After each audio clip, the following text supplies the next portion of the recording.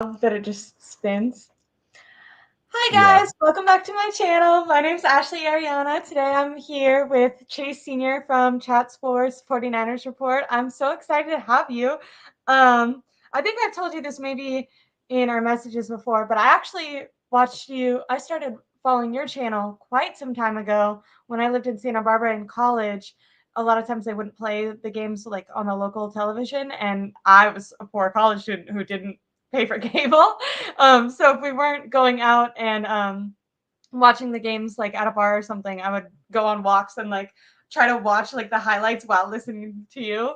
Awesome. So it's really cool to have you on here. Really full circle. I have cable now, so progression is That doesn't mean you can't watch though. You can still watch. I know people like I remember they would like write into you that they would listen to you while watching, right? Which makes sense. Sometimes the announcers suck. Yeah, I don't know why anybody would ever do that, but sometimes they mute the broadcast and they watch me for the watch parties. But we're also putting out content every single day, talking news, analysis, rumors, and all that stuff. So trying to do it all and make it fun, but also very informative and insightful for everybody. So appreciate you having me on, and I'm ready to talk some Niners.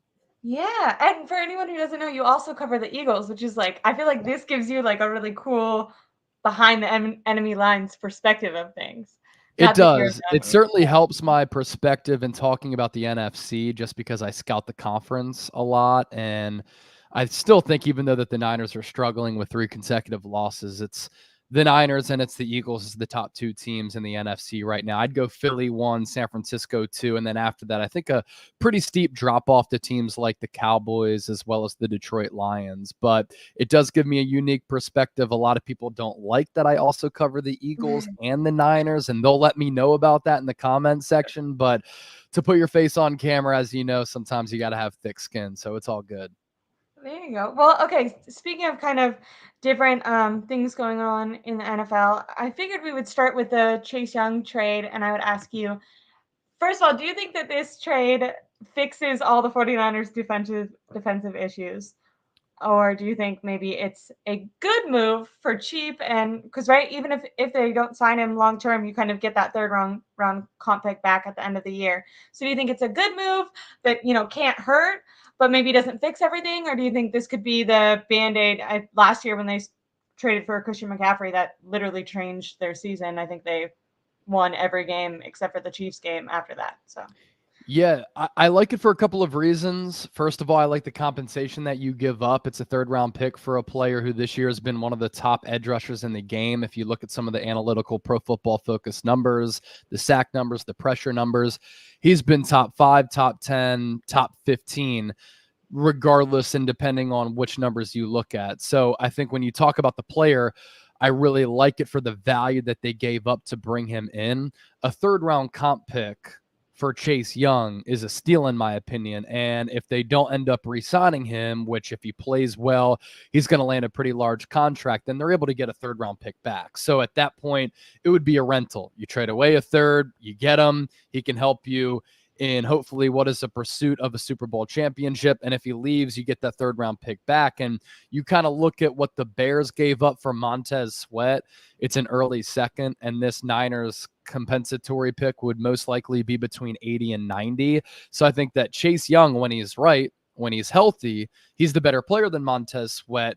And the Bears gave up a lot more for a player that they're probably going to sign to a contract extension. And then when you talk about the need on this Niners roster, I certainly think secondary has been a problem, was a problem, is a problem. But I think what San Francisco's thought process here is, at some point, Nick Bosa is going to have a sack party, right? And at some point, those sack production numbers are going to come. The Niners right now are tied for 18th in the NFL among 32 teams with 18 sacks. And this defensive line unit has been very disappointing considering they're paying $92+ million combined to Bosa, Javon Hargrave, as well as Eric Armstead. So I think San Francisco looked at this as, at some point the talent is going to win out. At some point those players are going to produce. And Chase Young now makes that entire defensive line better, more daunting for the opponent, and a more difficult matchup. What it also does is it's really difficult for the opposing offensive line when they're game planning to figure out, okay, who do we double team here? Do we double team Bosa? Do we double team Armstead? Do we double team Hargrave? Do we double team Chase Young? Now that you have all these players in, I'd like to see some more 5-man fronts from Steve Wilks. If you go with that bear front, that's 5 defensive linemen along that line of scrimmage, you can't really go double team on an individual player. And then I think that the talent can win out. And in turn, if you're able to finish, get sacks, and consistently pressure the quarterback, they're not going to have all day to throw like sometimes Joe Burrow did this past Sunday or Kirk Cousins did 2 Mondays ago.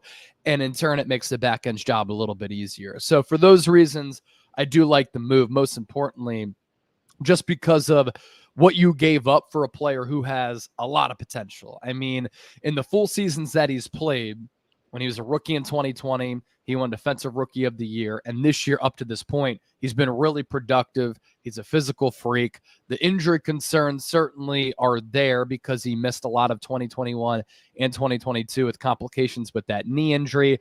I don't make too much of people in Washington saying, oh, he has character concerns. He kind of freelanced. He did this. He did that.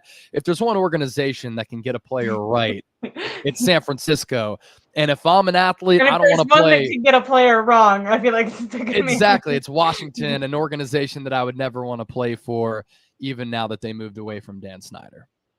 Yeah, I agree. I feel like he's really incentivized too, like especially if the Niners do keep him as more of a 1-year rental. He's really incentivized to go off this season. And I like that you brought up the injury concerns because I feel like normally if the 49ers trade for an injury-riddled player, I'm like super hesitant. But because he is only here for a year and so far, knock on wood, seems very healthy, I think that would be a conversation if they were trying to sign him long term. But if they're really more going in like all in for this year, thinking they can win a Super Bowl this year, all they really need to worry about is if he's able to stay healthy for this year, which he's going to do everything in his power to do because he wants to get that better contract. And obviously he's going to have like even more of an incentive because he knows on this team, the spotlight is on him compared to on the Commanders and the playoff opportunity, more games to show out, able to make more money. Being a bookend across Bosa, that will open up Bosa because, like you said, opposing teams are going to have to. Maybe their mindset would be to double team Bosa, but right now, Chase Young is the leading sack, like has the most sacks out of anyone on the 49ers defensive line, and yeah, I think as long as he's able to stay healthy for this year, it's an amazing trade that has very little downside. I think when you would start talking into like more of the concerns, it would be for more of a long-term contract, which this isn't. And he's so cheap right now. To me, it seems like a no. There's no like downside to it. Now, yeah, I don't see a downside. I mean, you're paying him less than $600,000. I think anytime that you can get a motivated player who's trying to get the bag, that's a good thing because he's going to be incentivized, as you said, to play his hardest, to produce as much as possible. I also think this is a great opportunity for Chase Young.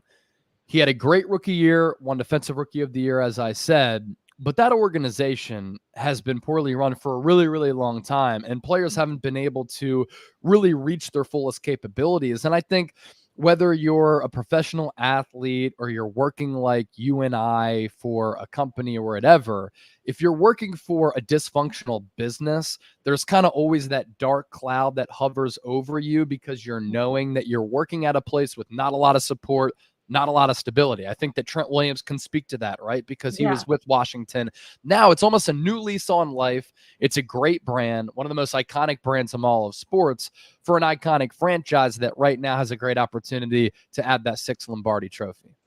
Yeah, and with Chris Kocurek too, like I feel like because I did read that Mike Silver article that for anyone who didn't read it, talked about Washington saying that he had some concerns with his mentality and maybe like missing assignments and stuff. I feel like on this defensive line, he's going to be more motivated to kind of stick to his exact assignments, whether or not that's just because Chris Kocurek is such a great coach or because now he knows he has all the support around him. And if he can just play his role, you've seen other guys come in for the 49ers for 1 year and then leave getting really massive contracts because they were able to just play their role on the team. And I think that could help other teams at the end of this year maybe look at him and say, okay, maybe his struggles more had to do with the dysfunction of the Commanders versus like him as a person. So if he has people on the Niners who will like vouch for him, that's really going to help him too. So to me, when you get a second chance like this, you're not going to ruin it. And it seems like he is extremely happy. I heard Deebo Samuel say that he already had heard from him when Deebo Samuel was asked about it on the Kay Adams podcast. I know Chase Young himself tweeted out like, thank God. So I feel like he's really excited, and this doesn't seem like something he's going to kind of take for granted. I think the 49ers are getting the best version of Chase Young as long as he can stay healthy, mentality wise, at least. I wouldn't be concerned. I also think it's awesome. Chris Kocurek is the best defensive line coach in the NFL, and he maximizes any defensive lineman pretty much that he coaches. And now, I mean, what a job for him. He's looking at some studs. He's looking at some dogs. He's looking at some horses on that front. Now, talking about some winners and losers for this trade, though, I will say, I will ask you, do you think that this puts the pressure on Steve Wilks a little bit? I'm sure, because you do content about this every day, you've heard Steve Wilks on the hot seat. I think Richard Sherman came out and said he wouldn't be surprised if Steve Wilks was let go during the bye week, which might have been a little bit shock value thing, because he went on to explain more about scheme and changing him needing to switch up versus just like not being the defensive coordinator, also who would take over for him. But do you think that this adding another stud player on this puts more pressure on Steve Wilks? Like say they go out and they perform badly against Jacksonville, does that give the team maybe a higher opportunity to let him go? Or I did see John Lynch was asked about stopping the run and like the pass rush in his most recent press conference 2 days ago. And John Lynch was like, well, if you can't stop the run, then the pass rush won't be effective. So do you think like, okay, they traded for another pass rusher and you could still give Steve Wilks an excuse if the sacks aren't coming? Or do you think at this point you're like, okay, you have all the talent in the world. If you're not making something of this, a lot of blame is going to continue to go on you? Look, if Steve Wilks can't figure it out with this defense, with the personnel on this unit, I think that he has to come under fire. I do think the Niners' struggles are twofold. I think it comes down to the players not being able to produce. They're just missing out on some of these sacks. If you go back and look at Bosa's game against the Bengals, he was so close to sacking Joe Burrow. Joe Burrow was just able to get the ball out in the nick of time. So I think the players need to do a better job. Bosa finishing, Eric Armstead, Javon Hargrave hasn't really done anything since week 3, that Thursday night game against the New York Giants when he kind of broke out a little bit. There's a little bit of the players not doing their job, but Bosa, Hargrave, they're getting double teamed a lot. And again, I think the addition of Chase Young is just going to allow everybody else to maybe get more one-on-one matchups, and then the sacks will start to come. There was some progress against the Bengals. Eric Armstead able to get home a couple of times. Yeah. And I think that Richard Sherman did make some good points on his podcast.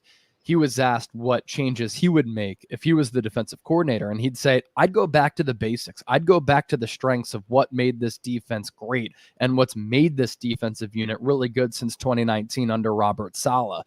Enough with the twists, enough with the stunts. Let's just go 4-man pass rush and allow the dogs to eat. And in turn, if you're able to win those matchups up front, it makes the secondary's job, which has been exposed over the last couple of weeks, a little bit easier. I do think there's something to be said for those units being synced up, and I don't think that they've been synced up. And if you think about some of like the twist stunts and all that stuff, the Niners are just missing out on these sacks. So if Nick Bosa is lined up at the edge and then he takes that brief second to kind of come around another defensive player on that twist or on that stunt, maybe that's the difference between Bosa getting a sack and not. And then that's the difference between a wide receiver breaking free, which then makes the secondary look bad. So there has to be this type of synergy. I mean, you kind of look at it as a 3-level machine. It's the defensive line, it's the linebackers, and it's the secondary. And sometimes those units are tied together. And right now, they're not tied together. I also think that while Richard Sherman did rip Steve Wilks and the scheme that he's been running, because he said it's weird what they're doing, he did say later, when asked if he would want to be the defensive coordinator, he said, I trust Kyle and John because I believe they have the right people in place. And the NFL is really hard. Throughout the course of a season, adjustments are made. You go through rough patches. Hopefully, this batch of adversity for San Francisco is going to help them down the road, because right now they haven't responded well to it, but they can all turn that around on their own watch. Definitely. And I think for me, it's kind of hard when people say, like, oh, they've been 3-5 before, because I do think there's a difference morale wise in kind of starting slow and then building back up. I think it's kind of hard when you feel like you're on a high and then all of a sudden you dip down, and you, as players, you start to wonder, like, is this a fluke or is this like some sort of fundamental flaw? I'm really glad that they did make a trade, because I think if Chase Young has like any production, I think that could like cause a bit of motivation, or maybe not motivation, but like inspiration within the other players. Um, just kind of knowing that the front office still believes in them. I saw Stephanie Sanchez, who does 49ers content, say that John Lynch was going to need to make a choice with whether or not he believed in this team enough to like invest in capital to go and make a trade. And I think it's kind of nice that he was able to make that trade without investing much. I was hoping that they would get a corner. I think the secondary has been really struggling. Ward looks a lot Ward's been just getting beaten way more than he was last year. He does not look like a solid number one. Now, I don't know if that's because the pass rush is doing so poorly that he's getting more exposed. Also, I think it is important, all offseason, he was dealing with that heel injury, right? So it's very possible. I don't really hear people talking about that when they talk about him, but I feel like it's probably possible that either that affected his ability to like train properly up until the season, or it could still be bothering him, like not enough to prevent him from playing. But he seems to have really regressed and taken a step back. Isaiah Oliver is not the best. I think Demo has impressed me from maybe like when he was drafted, but they don't have a solid, number one shutdown guy. So, and I think they built their team that way. Like they invested all their money in the front end, thinking that was what was going to, be the foundation of this team. So just now that that's not working as well, I feel like that exposes the secondary and brings the secondary a lot more criticism than maybe it would have if the defense was doing what it should. And honestly, if Nick Bosa was doing what it should, because when you look at the number of sacks that the team has compared to last year, it's actually similar, minus the fact that Nick Bosa had like 10 sacks right now. But all the other guys got about the same amount. Now, they were a lot better at stopping the run, but that's a different thing. Yeah, I mean, look, the run defense is certainly a problem too, because there's that old adage, right? Like the run game opens up the pass game, and that is totally true. And San Francisco has been oddly bad against the run. I did have some fears about that because Javon Hargrave is more known as a pass rusher and not a run stuffer. That was the case last year with Philadelphia. His Pro Football Focus run grade wasn't all that good, but look, they're probably happy, right? Like they got to replace him with like a cheaper, better, like because Jalen Carter is like Jalen Carter's a beast. I mean, he's been one of the highest graded interior defensive linemen in the NFL. So that's a great move for Philadelphia. Cheaper player who's honestly been somewhat better than Hargrave. But you think about the weapons that you have to go up against in the NFL at wide receiver. You think about the two good quarterbacks that the Niners have faced in Kirk Cousins and Joe Burrow the last 2 weeks, the good schemes that are all across the league. If you can't generate a pass rush, I don't care if Deion Sanders, Asante Samuel, and Ronnie Lott are back there. Like, you're going to get picked apart because they can only hold up so long against the pass. So it really does all come down to that pass rush. Now, I would have liked to have seen a move at cornerback. Jalen Johnson would have been a great move because I think he's a franchise building block over the next couple of years. I would have given up a first-round pick for Patrick Surtain because I think that you can win with those players long-term. But again, if the sack numbers start to come, we just won't see the secondary get exposed all that much. But I think it's become somewhat apparent. Like, I think that Mooney Ward is more of a 1B or a 2. I think Diamador Lenore, if you got another top-tier corner, would be an incredible slot because he's a little bit undersized on the outside. But for the Niners, they looked at this evaluation and they said, look, this comes down to our pass rush winning. And if the pass rush wins, everything will be cool on that back end. And keep in mind, they have a couple of really good safeties too, in Talanoa Hufanga and Tashawn Gibson. They do. I've been pretty disappointed with that entire secondary because Hufanga, it's not looking. I mean, he's been okay, but everyone's like missing tackles nowadays. What is up with that? That to 42 in me, the that's like 3-game a losing streak. It's unbelievable. yeah. To me, and I wonder that is where I kind of it's hard, right? Because I think there's sometimes where it's okay to blame coaching, and sometimes where it's like, okay, well that's on the player. And there's been some viral clips going around where like there was no reason that Joe Burrow was not being sacked. There was like 5 guys around him. Or I reference in that Bengals game, Joe Burrow was running out to the left, and Ward had like an easy. All he had to do was wrap up, and he just like put his hand out and then like dove to the side of Joe Burrow, and stuff like that is like business decision-y, which kind of bothers me when we talk about like the 49ers identity, which I would love to kind of ask you about. For me, I've always thought that the 49ers identity under Kyle Shanahan has been a dominant, strong defense, a dominant run game, and physical an overall like mindset of physicality and Yep. like all outness. I often, when I'm trying to explain this, think of Brandon Ayuk. Like the reason he was in the doghouse was because he like didn't practice hard enough. Like that's how serious they took like I need 110% from all guys at all times if you want to be starting mindset. And so it's shocking. Like when I was watching the first half of the defense on Sunday against the Bengals, I found it shocking the effort. And to me, do you think that that boils down to like a flaw in the coaching and motivation? I know a lot of people have talked about Steve Wilks moving to the sideline. I actually don't think that that would make this giant difference, because I imagine his mentality would probably be similar, even if he was on the sideline. I think a reason to do that would potentially be like Kyle Shanahan able to communicate with him better. But I think fans are hoping, for that D'Amico Ryans, Robert Saleh like energy that would potentially spark some motivation within that. I think that's going to have to come from the players themselves. Maybe Fred Warner. He does look a little bit injured. This is like kind of random, but all these players have podcasts now. So I was listening to his podcast that he does with his wife, and he like really talked about being tired and really run down. But he also talked about, being mad and needing to come back and needing players to do what they like. He talked about everyone needing to do different things over this bye week to make sure that they came back in the mindset that they needed to come back in. But I think that maybe that morale will have to come like player wise from a shift.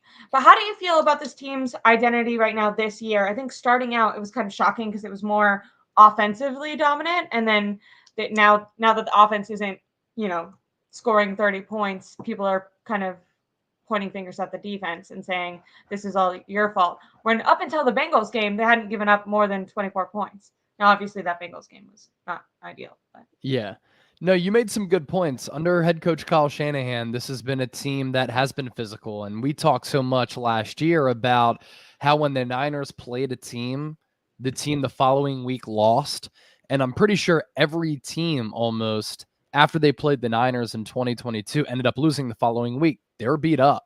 The Niners can really wear you down with their physicality. And part of the reason why I've been so bothered by this 3-game losing streak is that they've kind of strayed away from that identity. Now, when you don't have Trent Williams and Deebo Samuel, those are 2 players that embody that type of identity. Trent Williams is throwing cats out of the club, right? Deebo Samuel will not just run over you. He will run through you and then he'll look back and laugh at you. Like they are the that type emotional of heartbeat mentality is very, very unique. And it's that type of physical approach that makes this Niners team so feared, or at least has been. And defensively, they've been able to get after the quarterback. And with that linebacking core, Fred Warner and Drake Greenlaw, they range sideline to sideline. They have this unbelievable speed. You have Hufanga on the back end who will light you up as well. But 32 missed tackles over 3 games is absolutely unacceptable. That comes down to execution. That comes down to focus. That comes down to effort. And usually under Shanahan, we haven't had to worry about effort. Now, I am a little bit worried because Shanahan even said, we look beat up and slow against the Bengals. You think about how much football this team has played. 3 NFC championship games in the last 4 years. A lot of these core players have been a part of that, back-to-back NFC championship games. And they really had to fight their way in both of those years. They started 3-5 in 2021. They started 3-4 last year, and they were playing catch up. Now, I guess glass half full approach is that you have a little bit of wiggle room, but Seattle's right on your ass now. Seattle's a really good team in this division. So I think that the Niners can get back to that identity. And I hope that they do with a week away and they come back refreshed a little bit, because I'm with you, Ashley. I do think that they've looked beat up and they've looked a little bit slower, and that's taken away from the great Niner team that we've seen over the last couple of years. I love that you mentioned that, because in that, referencing that podcast again, Fred Warner also said that, like, he said, you don't realize how much extra games you have when you keep making it this far in the playoffs, but then not making the whole thing, and the emotional toll that that has on these players. I've also heard George Kittle kind of talk about that when it comes to not having maybe a stable quarterback position and just like getting beat up over the season compared to other teams. He's mentioned, well, this team keeps, we're playing basically a whole entire extra season if you were to add up all these games that we keep playing, if we were to just lose the first round of the playoffs versus now, which that does worry me when we talk about, like, okay, they've been 3-5 before and they've been able to like pull themselves together mentality wise. It's like, how much can one team or one core take? Like, how many times can you like build yourself up and then kind of get beaten down? And now, because now after coming out of this bye week, they kind of have that pressure of, we have to go on a win streak again. We have to do this again. And if we're not getting the number 1 seed, we're not going to get a break again. I wonder if there's like, I wonder how many times you can miss the ultimate goal before you start kind of crumbling with inside themselves, because the 49ers have always done a great job of like sticking together, no matter, who maybe was more responsible for a single loss or something. You always saw this unity within the team. And that was really high in the beginning of the season when everyone was winning. But now that people have been losing, Kyle Shanahan was publicly calling out Wilks in press conferences, not really taking responsibility for that blitzing call until like 4 days later on a radio. Nick Bosa, when asked about his sack production, kind of talked about the scheme and Steve Wilks. And on that Fred Warner's podcast, Fred Warner's wife went in on Jake Moody, and I was pretty shocked that was like, and to be fair, like Fred Warner was like, oh, don't say that, but it's like one of those things where I feel like she wouldn't say that if they hadn't like talked like that together, I don't know. Well, so look, I mean, I do wonder, does that cause like a breakdown among like the brotherhood if there continues to be struggles? Like, how long can you fight through that as a? I don't think there's a breakdown in brotherhood, because I think that this team is really close knit, and I think that they have the right people in the building to turn this thing around. But let's be honest. I mean, the Niners, the last 2 years without making it to the Super Bowl, have played 40 games, whereas other teams in a 17-game schedule have played a maximum of 34 if they didn't make the playoffs. That's 6 extra games. That's a lot. And we as a society, we talk about fall depression. We talk about us being in a tough spot. I know from following you on Twitter, you're going through some things. I've been through some heartaches. When you have to deal with that as a person, you struggle to like maintain energy on some days. Yeah. When you're down, when you're sad, when you're beat up mentally and physically, you're just not the same person. Can you imagine playing 40 football games the last 2 years? Your body's starting to feel it a little bit. And then you have to continue to go out there and get physically manhandled in a very physical game. And then you miss out on that ultimate goal. So there's the physical aspect of it. And then it's the heartbreak. It's the mental, and it's what's inside of you. It's like, man, we probably should have won a Super Bowl during this stretch. We've come so close. You think about all the plays that you didn't make. That's a lot to take in as a human being, right? And we don't factor that in enough, that these athletes are human beings. They feel it mentally, emotionally, but of course physically as well. And when you combine all that for a football player, that's got to be a lot to bear. It does. Okay, well, while we're talking about this, how do you think, because once again, you cover the Eagles, how do you think trade-wise, how do you think that the 49ers trading for Steve Young? Did you know he's coming to save the day? They did at one point. They traded for him. It was just a little while ago. Trading for Chase Young. How do you think that move stacks up against other moves made around the NFL? The Seahawks got Leonard Williams, and Frank Clark. Frank Clark. Yeah. And then the Eagles got safety Kevin Byard, which is good because that fills a need for them at safety. I had heard that they were in the mix. I wonder if you would know about this or if it was just a rumor on Twitter that they were in the mix for oh, now I'm blanking. Cardinals player. Really good. Budamaker? Yeah. Okay. But they didn't get him. Yeah, But so Philadelphia had a couple of needs. Cornerback was one, edge rushing help was the other. Safety was really the biggest one. They addressed that with Kevin Byard. Howie Roseman's a really aggressive general manager, so he's always going to check in on players across the league to try to improve that roster. Why I like what San Francisco did on top of what we talked about earlier is they saw Philadelphia, the best team in the NFC right now, address their biggest weakness, and they traded a fifth and a sixth, as well as Terrell Edmonds, who's not good, for Kevin Byard, who's a former two-time first-team All-Pro. mm-hmm. So they saw what Philadelphia did.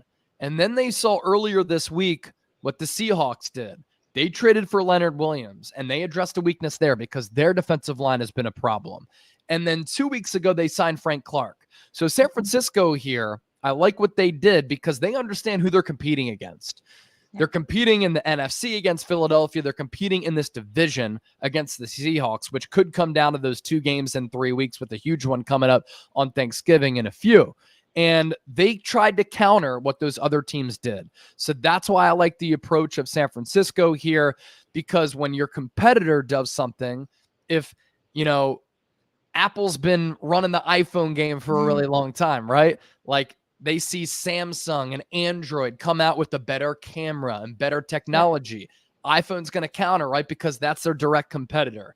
That's what San Francisco was able to do. I love what Philadelphia did with Byard because he's a really good player. He's lost a little bit of a step. He's 30 years old. He's been in the league for a little while, but instinctually, he can make up for some of that lost athleticism, and it just comes down to him being on that defense with a bunch of other really good players. I like what Seattle was able to do because they address weaknesses. And that's one thing as a Niner fan that people have to appreciate is that this ownership group, the front office, the coaching staff, they are all in every year here because they understand they have to take advantage of this opportunity, and they're doing everything that they can to try to get that 6th Lombardi trophy.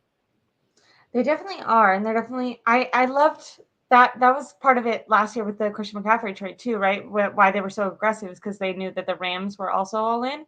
Because it's not just about making your team better; it's about comparing your team to other teams within your division, especially when you're so close, with a Philadelphia like that is. When it's kind of like I feel like Dallas should be more like this with the 49ers. Like and I think the Seahawks kind of did this. They've almost built their team in a way that addresses the 49ers strengths to try to exploit them.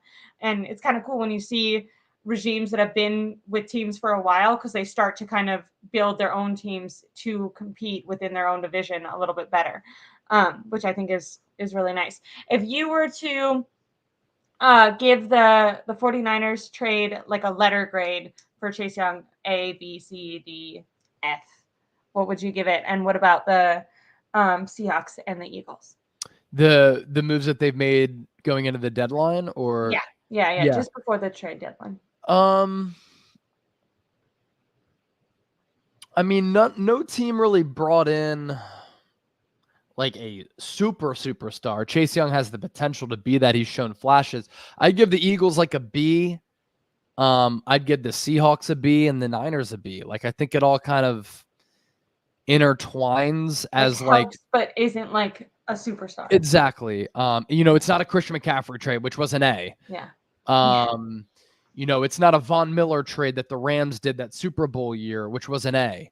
So I'd go solid B because, Byard, Leonard Williams, Chase Young, I'd say they're all about B-level players. So I'll go B trade for those teams. I like that. I think if the 49ers could have brought in like Jalen Johnson or something, either as well or on its own, I would have graded that an A. An A. Yeah. But I think that Jalen Johnson came down to I think he wanted to be paid like a top 5 cornerback or something. Because no one ended up trading for him. So nobody ended up trading for him. He requested a trade, and now if Chicago loses him for nothing, that'll kind of bite them in the ass a little bit.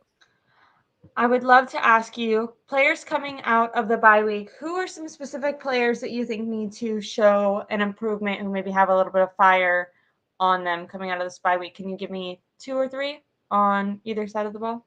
Good question. I think Bosa has to start racking up those sacks. Especially now with Chase Young, right? Because same thing Exactly. we were talking about Steve Wilks and his excuses. Hey, Bosa, this should open you up, you know? No excuses anymore. Steve Wilks, eyes on you. I want to see Hargrave step up because really over the last month, he hasn't done all that much. I think that John Feliciano is going to be under the microscope filling in for Aaron Banks at left guard. I think that Jake Brendel, Spencer Burford, Colton McKivitz all have to play better. I think that Shanahan has to coach the offense a little bit better. I think they have to get back to their bread and butter, which is being a complementary football team, running it and throwing it.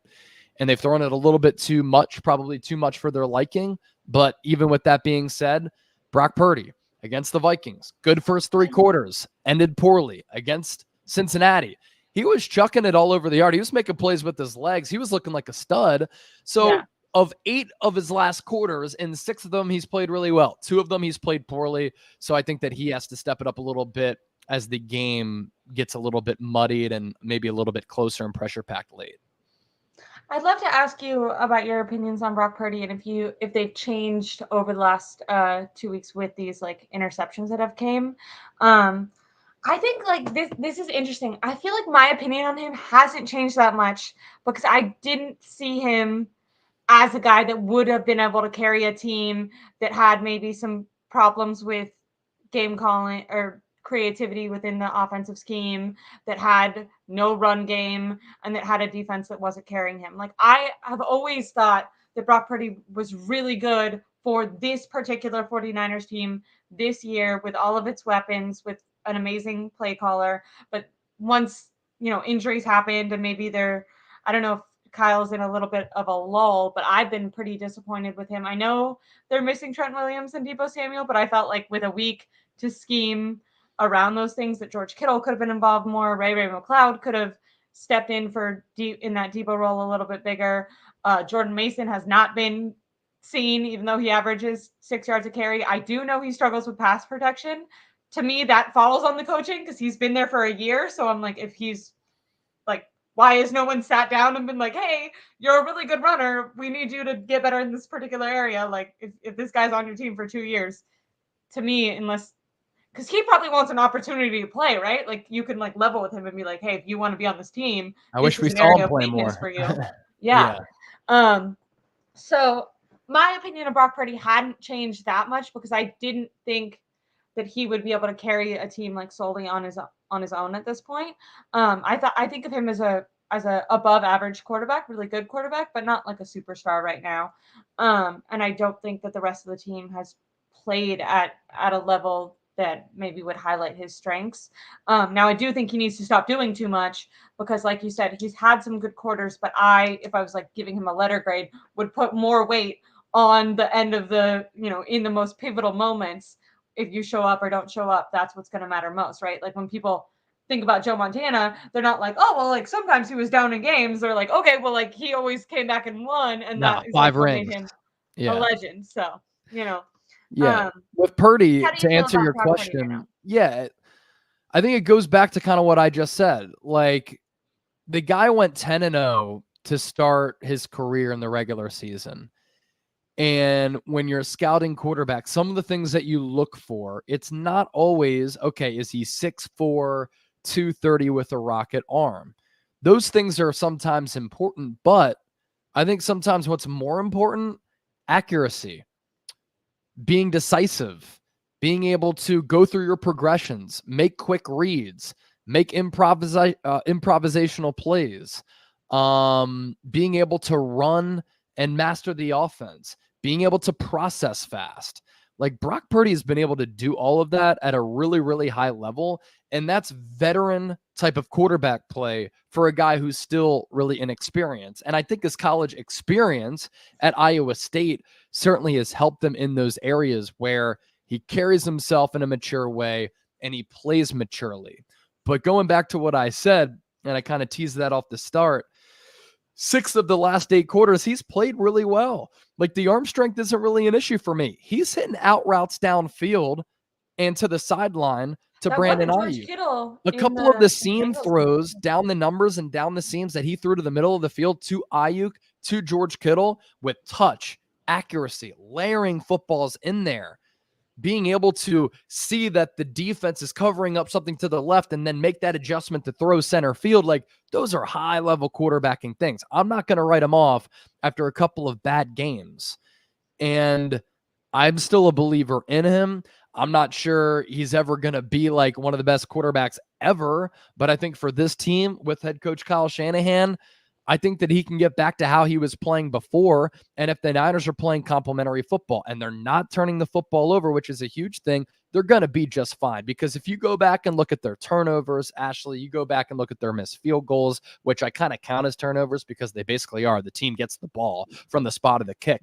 A lot of them have happened on the opponent's side of the field, deep in opponent's territory, when even if San Francisco didn't pick up a first down, that's 3 points right there. 3 points allows you to beat Cleveland. Another touchdown instead of McCaffrey fumbling on the first drive of the game allows you to beat Minnesota. So there are things that the Niners can fix here, and these issues are fixable, that I think that they can be okay, and I think that Brock Purdy can be okay. I completely agree. Do you give any this is so more like kind of drama-y, but I'm just interested in your take. Do you give any stock to the if Brock Purdy looks slow against the Jaguars that, you know, we could see Sam Darnold type thing? How do you feel? How would No. you feel if yeah, I also don't. Look, here's my How thing long do you think his leash is? How bad, how many games would he have to play bad before they were like, Sam Darnold, here we go? I think it should be a long leash. I don't think that he should get benched. I think it's good that the struggles are happening right now. Imagine if he goes 10-0 and then he doesn't lose these last 3 games. So he's 10-3 as a regular season starter, right?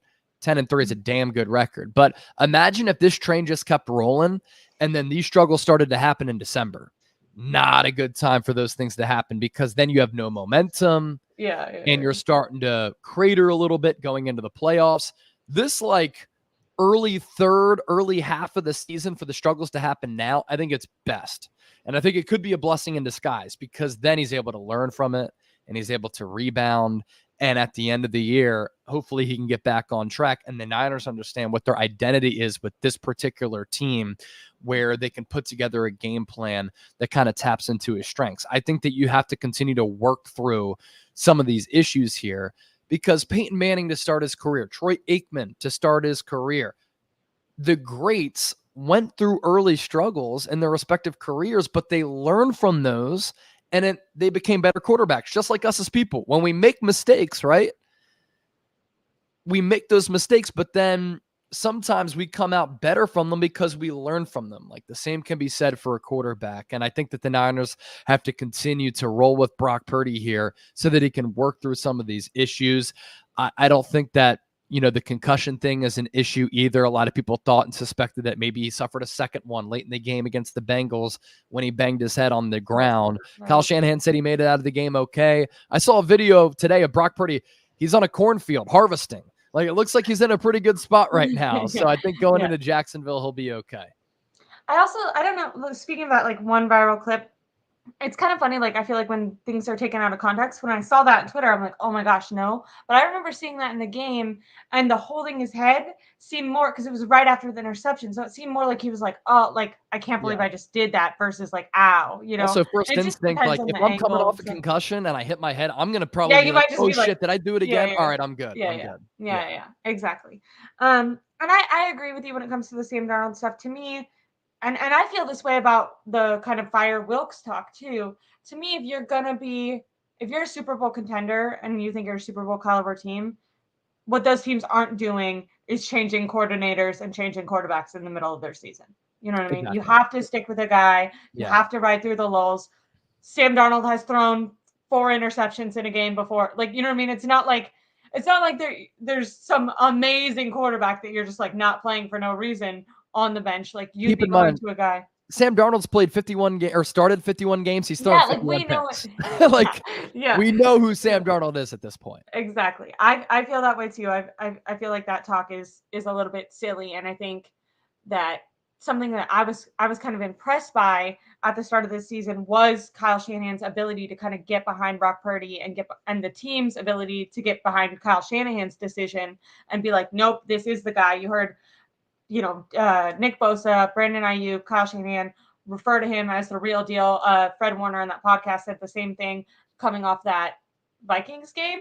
He kind of said, people that were criticizing Brock Purdy's play don't really know anything about football, which, maybe is some guy sticking up for his guy. But I like that the team seems to be 100% behind the quarterback. And I think causing like some sort of controversy in that way right now would only create unnecessary like outside noise and drama that this team doesn't need, and that's not going to like propel them to win a Super Bowl.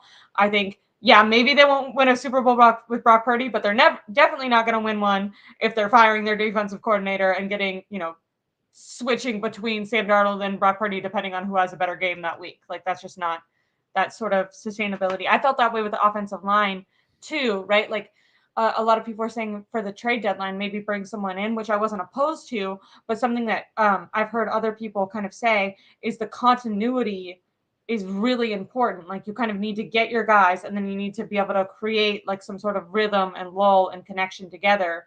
So I just think, I think that I understand the maybe funness of talking about it for just the chaos of it, but I think if you're actually trying to navigate like the best path to a Super Bowl for the 49ers, it's sticking with one guy.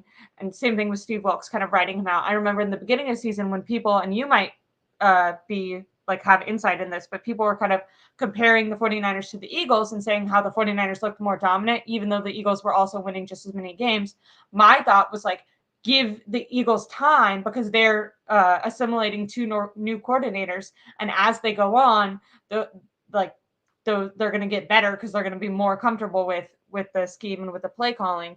And I kind of feel similarly with Steve Wilks. I think that you have to ride him out, and I don't think that the solution going to this bye week is firing anyone or making any moves like that. I think it's really coming together, doing internal assessment on what's been working, what hasn't been working, and really coming out more mentality-wise different. And then I think a lot of it is on the coaching staff, not only defensively, but also offensively, to kind of be more creative and put your players in the best position to win.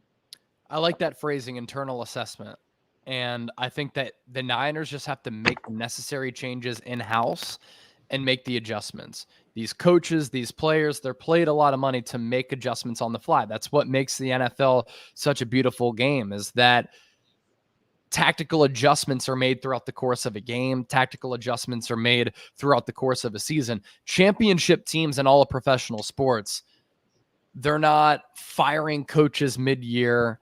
NFL teams aren't messing around with the quarterback spot. Oh, let's see if we can catch a flame with Sam Darnold. No. If you think that Brock Purdy is your guy and you've said he's the real deal, then deal with him during his struggles, because then you can reap the dividends and the benefits of him coming out of those struggles and being a better player. I completely agree. Okay, Chase, I had a really good time having you on here today. It's a little bit of a shorter show, but we started a little bit late, and I so appreciate you coming on and giving me time. Like I said, I love your channel. Been watching for a really long time. Everyone here is probably super subscribed to you because you have like 1 million subscribers. I was telling I've been talking to my dad while I've been like doing this content stuff. And I'll tell him about certain players, and he's like, "Oh, there's this one guy. He has like 1 billion subscribers." And I was like, "Oh, who?" And then he was showing me, which I realized I showed him you, because my dad didn't even watch YouTube back in the day. And then I started showing him little clips, and you're like his favorite. He'll always like send me your little analysis. Not little, but your analysis videos and stuff. So awesome. I had such a good time having you on here. Do you have any last minute things that you'd love to say? I'd love to have you on a different time whenever you're free. I know you have like a super crazy busy schedule with, like I said, covering multiple teams and doing everything you're doing. Very impressive. Yeah. No, first of all, appreciate those kind words. Tell your dad I said hello. I will. Hopefully he's watching right now. Pops, if you're watching, hello. And yeah, let's do it again. I had a great time. And it's always awesome to see people who are like trying to get into the broadcasting media, in this case, like the content creator type of space, who actually like stick with it. And like when people ask me when they're getting started, hey, Chase, like, what can I do? What should I do? Do you have any advice for me? I always tell everybody, it's like, it's free to start a YouTube channel. It's free to start a podcast. It's free to start a website. But if you're just starting off doing a couple of shows and then you just ghost your audience, you're not going to build that audience up over time. Like, it has to come organically, but consistency is the most important thing. So I was telling you before we started, like, you've kind of like gotten into my Twitter algorithm, and then I gave you a follow, and then you reached out. And now that I do follow you, I see you're doing these shows all the time. So just like, keep it up. You're getting really good guests. And what's wild is that, I've been doing this professionally for a few years here, even though I'm a little bit younger, but I have like a lot of training and experience. It's wild, like, how much better you can get with just more reps and experience. I'm sure that you know that. Like, from your first show, I feel so much better. Yeah, your first leaps. And then if I were to go to my first 49ers report video, I probably looked, sounded, and didn't like have good pacing and wasn't good. But now it's like I'm more comfortable with more reps. So keep it up. Thank you so much. I remember the first show that I did wasn't on my channel. It was with Eric Crocker, and he was talking, and in my head I was just like, listen to him talk. Like I wasn't even. I was so in my head about it. How did you get into this? I'm curious about that. I've been following along with a lot of content creators just on Twitter and on YouTube for a long time, and I would watch shows if I was walking or whatever, and I'd have my own thoughts. So I would like write like paragraphs, like responding to these people who I had made friends with, and I just got a lot of encouragement over time with people being like, hey, like you should do this because you're like everything, they enjoyed the conversation, and basically just had some people who were really nice and gave me some supportive words, and they were like, you seem very passionate about this. You seem like you do this in your free time, just in our DMs. Why wouldn't you kind of pursue that? And I'd kind of like shown interest, but I was like, oh, I don't have the right mic, or I don't have you always have excuse. I feel like people can always have excuses. Yeah, or, right. oh, I'm too nervous or whatever. And I kind of got the advice you were given or talking about earlier, which was like, start somewhere because you're going to get better, and you're going to be, I felt like, especially you were saying earlier with the football team, sometimes you need to get down and grow and learn from your experience. I kind of had some stuff go on a little bit ago that got me a little bit down, and I was like, I feel like I'd feel proud of myself if I had a little bit of a goal and stuck with it. And I felt That's really admirable. good. And now you're closing in on 1,000 subs. I'm almost 1,000 subscribers, so everyone should subscribe. Yeah. Because that'll make me feel really excited. Yeah. 1,000 subscribers, you get that watch time, you start making some money on YouTube. It's a damn good place to be. Yeah, exactly. It's cool it's so cool to talk to people about like stuff that you would talk about, like I talk about my dad, like this with my dad and my best friends for free. So it's kind of cool to like have a community of people. And I've learned so much from so many people on Twitter. Like I feel so much more knowledgeable now than I ever did. But yeah, for sure. It's a cool this is a cool platform too, because like what I try to do is like I'm obviously serious with the prep and the work that I put in with the analysis and the scouting and the game breakdowns and all that stuff. But to be able to like build a community as well, I think is really unique too. And I mean, to build subscribers is pretty awesome. So it's cool to like see similar people in the chat and stuff. I was watching you with Larry, and I know you had like pointed out a guy who was in the chat who you were like, oh, he's always in on my show. And I've noticed that too. If I'm on Eric or Stephanie's channel or something, I'll kind of notice similar people, and it makes you feel good to be like, oh wow, like these people kind of care and they want to interact with you. Yeah. I've really enjoyed it, and I really enjoyed the show, and I hope everyone likes and subscribes, and everyone do that with Chase's channel too. There's so much content every single day on it, and I'm always learning from it. And also those watch parties are really cool. You can watch Chase, and they're not boring either. They're like kind of fun. You get like, you're so entertained.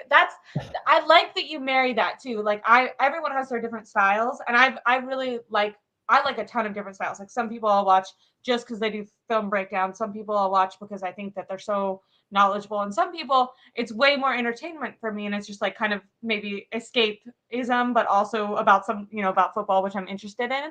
And I really like how you marry the knowledge of the game and also making it fun and entertaining and collaborative with your audience when you're doing stuff like that.